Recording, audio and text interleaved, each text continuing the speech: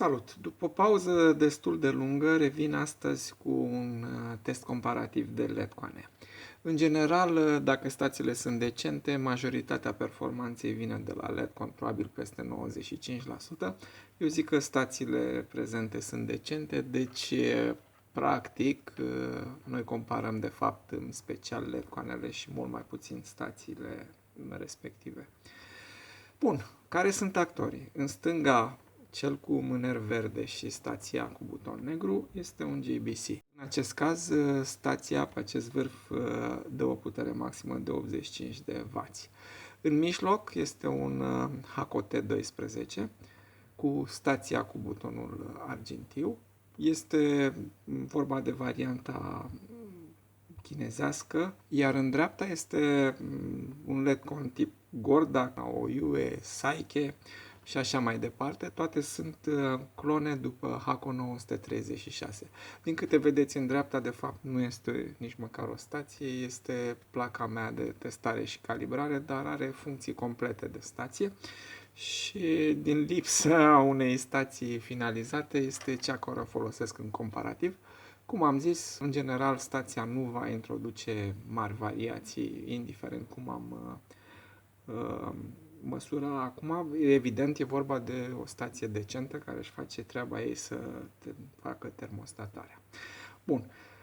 Actorii fiind prezentați, mai trebuie să vă spun despre metoda de lucru. Este o metodă obiectivă, nu prostioarele care sunt vehiculate cu ce scrie pe ecran. Ecranul stației arată o indicație aproximată, pentru că măsurătoarea care se face în orice stație nu este de pe vârf, este din rezistență.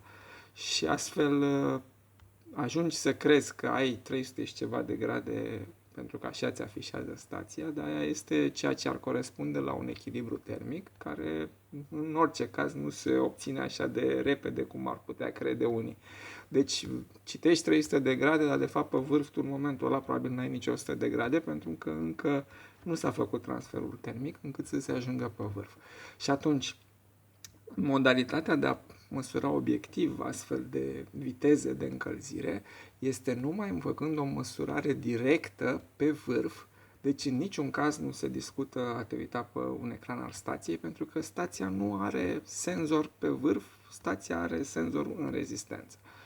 Ok, se poate măsura deci cu un termometru de vârf sau în cazul nostru mult mai simplu și poate chiar cel puțin la fel de precis. Din câte vedeți, pe fiecare vârf am pus niște stegulețe, să zicem, niște fâșii de fludor, sunt toate de același aliaj, deci comparația va fi foarte clară. Ceea ce trebuie să măsurăm este timpul cât va dura până când respectivul steguleț cade sau în sfârșit se vede că fludorul din zona vârfului a trecut într-o stare de agregare lichidă. Deci, fiind toate stațiile puse în același stecher, nu am de făcut decât să vă pun aici și cronometru, așa zisul cronometru, și să dau drumul sincronizat cu pornirea cronometrului. Ok, și acum ne uităm în primul rând la LED-conul JBC. Gata? Acum ne uităm la mijloc, la cel galben, T12. Gata, și el. Și acum vedeți că am curajul să și pun mâna pe vârf, pentru că la Gordac nici măcar n-a ajuns temperatura la vârf cât să mă ardă pe mine la mână, dar păi să ajungă la 220 de grade temperatura de topire a aliajului. Și așteptăm. Cred că încă mai așteptăm până ajunge acolo. Care ar fi explicația? De ce LED-conul, primele două sunt atât de rapide și ultimul este mai lent? Simplu pentru că LED-conul tip Gordac are vârf schimbabil, deci vârful în sine, partea metalică, și atunci între ceramica rezistenței și vârf este un strat de aer care avem și la el o topire. Ok, putem să și oprim ca să mai putem discuta puțin nestingheriți. Oprim cronometru.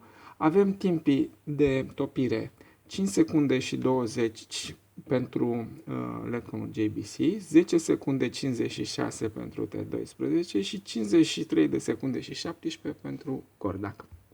Cum era și de așteptat.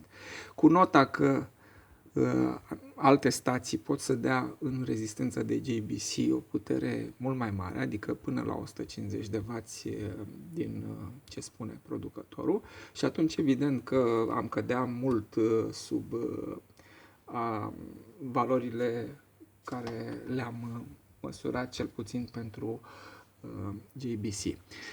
Cele două care au fost în mod clar mai rapide nu folosesc un vârf schimbabil, folosesc un cartridge. Cartridge-ul este un ansamblu care cuprinde și rezistența, și senzorul, și vârful. Și atunci toată transmisia termică între rezistența de încălzire și vârf, deci până la vârf, se face numai prin medii solide, care sunt mult mai bune conductoare decât aerul. La Gordak, vârful este din metal înlocuibil, are un canal în interior, în care se găsește o rezistență de ceramică. Datorită diverselor cicluri inerente de funcționare de încălzire și răcire, evident că și metalul și ceramica se dilată cu coeficienți diferiți și atunci nu se poate face o prelucrare la cotă, de fapt nici nu ar fi practic să înfigi pe o rezistență de ceramică un vârf de metal, ca ai sparge-o dacă ar fi la cotă. Acolo este un strat de aer și evident că aerul este izolator, deci conducția este mult mai proastă. Ceea ce ne încurcă pe noi în sensul că LED-conul este mai leneș. Pe partea opusă, o variantă în care tu înlocuiești numai o piesă metalică, un vârf care costă 5 lei, față de un cartridge de JBC care poate să coste pe la TME spre 200 de lei. Faptul că este foarte ieftin, evident că face ca stațiile de tip Gordak să fie mult mai accesibile. Pe de altă parte, toate trei, deci indiferent că sunt mai leneșe sau mai rapide în reacții, toate trei sunt termostatate și atunci, practic, poți să faci lipituri la fel de bune cu Gordakul, mai ca așa, mai încetinel, mai lent, fără grabă. Și dacă lipiturile sunt în gama în care vârful și ansamblu de vârf permite, deci dacă lipitura nu e mai mare decât puterea care o injectează Gordakul, atunci lipitura nu are niciun motiv să fie mai proastă cu Gordakul decât cu T12 sau cu JBC. Dacă e vorba de comoditate, dai niște bani în plus, destul de mulți, și atunci ai o stație care este mai rapidă în reacții. Poate și la piață te poți duce și cu Tico și cu Porschele.